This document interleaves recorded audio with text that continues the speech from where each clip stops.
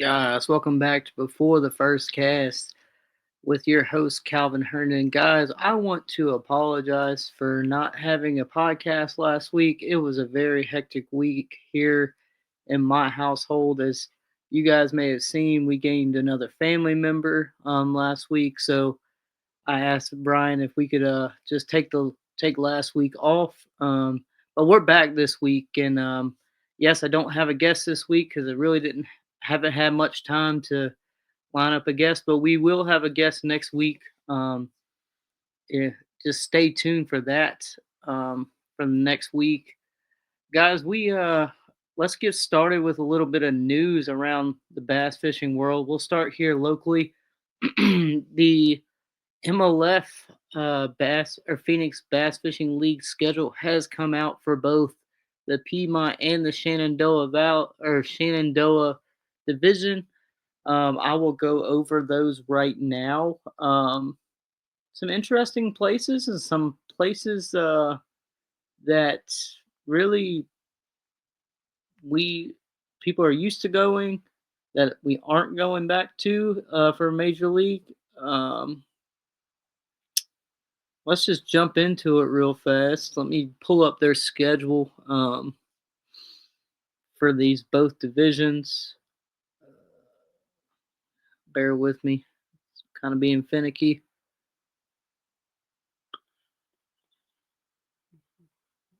So we're going to start out with the Piedmont for the 2026 scheduled for this year. So we are going back to Smith Mountain Lake on March 21st of 2026. Then in April, we're heading to Kerr Lake on April 25th. Then High Rock Lake on May 16th. And then the James River on June 27th. And then Kerr Lake in September the 19th and the 20th. And that is for the Piedmont division. The Shenandoah looks a little different. Usually you have Smith Mountain Lake on this one. We first start out at Kerr Lake, March 28th, and then we go to the Potomac River, May 9th, James River, June 20th, James River, July 18th, and the Potomac River, September 12th through the 13th. So that is the regions that are here locally. I might even go into let's see what North Carolina division is. So on February 14th, we are going to Lake Norman. March 7th, we're at Lake Wiley. May 2nd, Kerr Lake. June 6th, High Rock Lake. September 26th and 27th, they're at Kerr Lake. And that is for the North Carolina division of the BFLs.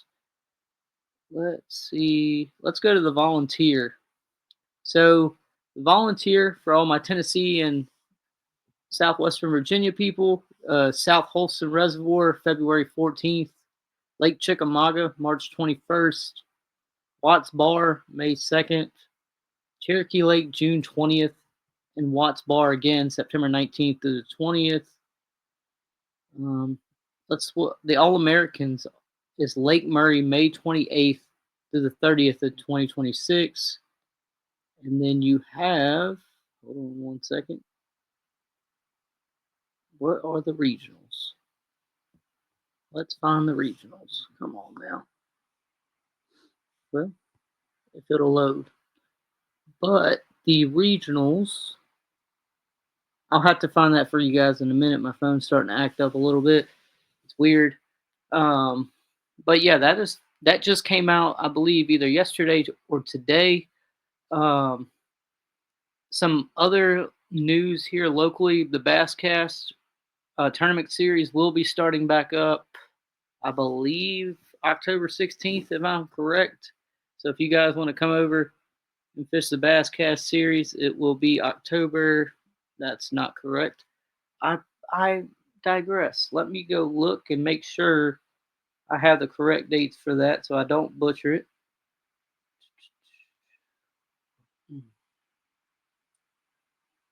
Let's view the old Basscast tourney schedule.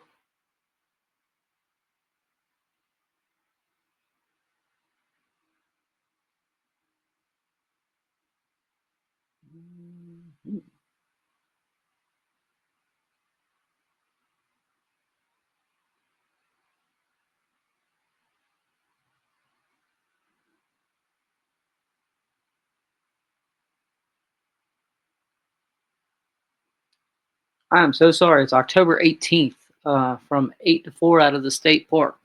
So if you guys want to come down to the Smith Mountain Lake and fish with the Bass Cast, we highly recommend that and highly encourage it. Let's get on to some national news. The one U.S. Open, I believe is what it's called, was just this weekend. And Spencer Sheffield ends up running away with it.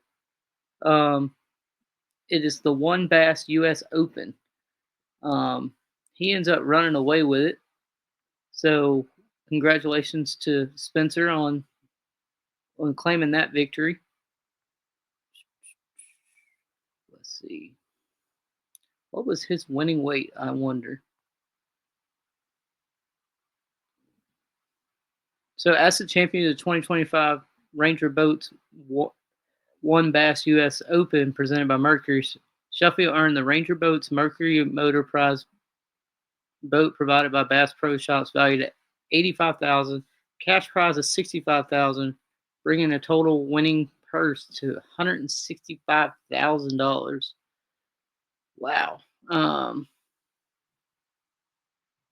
he posted Ben Milliken was second. Congratulations to both of them. Um, and we got to talk about it. And I know Brian put something out on the Basscast about hinting at a guest he may have. But congratulations to Laker Howell on winning another Bassmaster event. He won the Bassmaster EQ on Wheeler Lake, doing something that not a lot of people think you can do, and that's throwing top water. Um, and a kind of a top water that's forgotten from Livingston Lures. I mean, it just proves you can still catch topwater fish in October. Um, but congratulations to Laker. I was supposed to have Laker on last week. We had some scheduling issues. He will be a guest very soon, like I promised you guys. But yeah, so let's jump into today's topic. So I was thinking about this last week. We hear about fish care a lot in the summer because it's hot, but you kind of don't hear it for the rest of the year. And I was thinking to myself, why is that? You know, why don't you hear it throughout the year? Well, in the wintertime, the water's cold enough to sustain oxygen level for bass. But the fall time is a little different because you have sort of you still have some warm days, cool nights, so that water temperature really isn't falling as fast as say it would be in the wintertime. So why how am I going to phrase this? So, what are some techniques we can use to keep our bass healthy and alive during the fall? Um, and as we go through this, I'm going to say some points that, you know, you probably already know, but for the ones who don't know, I hope this is um, a very informational podcast for you guys. Um, all right. First of all, something that goes underlooked a lot is maintaining your live wells or checking your live wells and making sure they're working properly. Um, I've seen it in a lot of bass tournaments. The reason that fish die in the live wells is they malfunction or they don't work correctly. So my first thing is to make sure your live well is functioning. Make sure your live well is clean. Make sure your live well is all the parts are running, all the air's getting to the live well, and it's circulating. Um, that was my first tip. So let me ask you this: has there ever been a time where you're fishing out deep, or you're just fishing in general, and you hook a fish deep? I mean, like gut hook them, hook them on the tongue, they're bleeding. So another tip I would give you is have some sort of like fish rejuvenant or some sort of acid, whether it be Mountain Dew, whether it be Sprite. I've seen a lot of things where you can dump down the fish's mouth to stop the bleeding. That would at least help them survive longer, I guess. And that would improve, and the fish most of the time won't die. Also, let's go back to why why you hook a fish deep. Are you using the proper equipment? Are you using the right hook? Are you using the, you know, are you using the right equipment? Are you using treble hooks? Make sure your equipment is top notch. Make sure your equipment makes makes your conservation better.